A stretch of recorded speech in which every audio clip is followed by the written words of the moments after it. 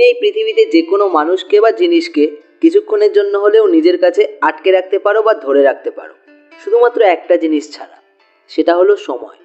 সময়ই একমাত্র জিনিস যা কারোর কথা শোনে না, সে কোনো মিলেনিয়ার হোক কিংবা বিলেনিয়ার। আর এই পৃথিবীতে যে যত তাড়াতাড়ি সময়ের সঠিক মূল্য বুঝতে পেরেছে, সে কিন্তু তত তাড়াতাড়ি সফল হয়েছে। আমাদের সবার জীবনের প্রথম লক্ষ্য হওয়া উচিত সময়ের মূল্যকে সঠিকভাবে বোঝা, এবং দ্বিতীয় লক্ষ্য হওয়া উচিত সময়কে সঠিকভাবে ম্যানেজ করে তাকে কাজে লাগানো। দ্বিতীয় পয়েন্টটা কিন্তু তখনই অ্যাপ্লিকেবল যখন আমরা প্রথম পয়েন্টটাকে রিয়েলাইজ করব। কোনো একজন স্টুডেন্ট যদি বছরের প্রথম থেকে সময়ের মূল্য না বোঝে, তাহলে কিন্তু সে সারা বছর ঠিকমতো পড়াশোনা করবে না, অর্থাৎ সে নিজের সময়কে সঠিকভাবে ম্যানেজ করে কাজে লাগাবে না।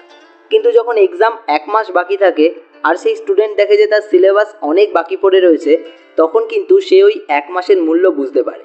আর যখনই সে ওই 1 মাসের মূল্য বুঝতে পারে, সে কিন্তু ওই 1 মাসটাকে ঠিকঠাকভাবে ম্যানেজও করে আর কাজেও লাগায়। কিন্তু বেশিরভাগ ক্ষেত্রেই সেই বোঝাটা এত দেরি হয়ে যায় যে শেষ মুহূর্তে এসে সময়ের সঠিক মূল্য বুঝতে পেরেও সেই মাপের রেজাল্ট কিন্তু করতে পারা যায় না। আর এটা শুধুমাত্র যে আমরা পড়াশোনার ক্ষেত্রে করি তা কিন্তু নয়, জীবনের প্রতিটা কাজের সঙ্গে সময় যুক্ত। তাই যে মানুষের সময় নষ্ট করার টেন্ডেন্সি থাকবে, সে সব ক্ষেত্রেই সময় নষ্ট করবে। আর যে মানুষের সময়কে কাজে লাগানোর টেন্ডেন্সি থাকবে, সে কিন্তু প্রতিটা ক্ষেত্রেই সময়কে কাজে লাগানোরই চেষ্টা করবে। ৮৬,৪০০ সেকেন্ড প্রতিদিন কিন্তু আমরা প্রত্যেকে পাই, আর এই ৮৬,৪০০ সেকেন্ডের প্রতিটা সেকেন্ডের মূল্য কিন্তু অনেক। এবার তোমাদের মনে হতে পারে, আরে ভাই 1 সেকেন্ডের আর কতটাই বা মূল্য।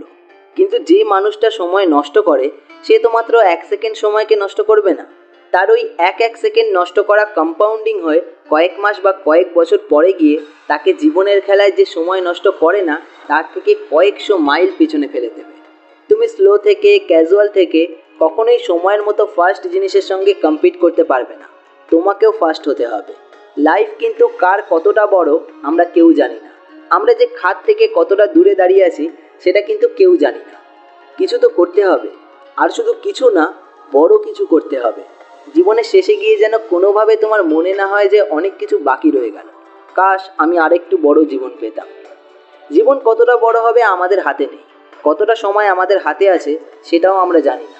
কিন্তু যতটা সময় আমাদের হাতে আছে সেটার যদি আমরা সঠিক মূল্য দিই, আমরা কিন্তু নিজের জীবনকে অনেক অনেক বড় আকার দিতে পারি। তাই আর সময় নষ্ট করো না, ওঠো আর সময়ের সঠিক দাম দাও, সময়কে কাজে লাগাও। ঘড়ির কাঁটার টিকটিক শব্দ যেন তোমার সঙ্গী হয়, তোমার শত্রু নয়।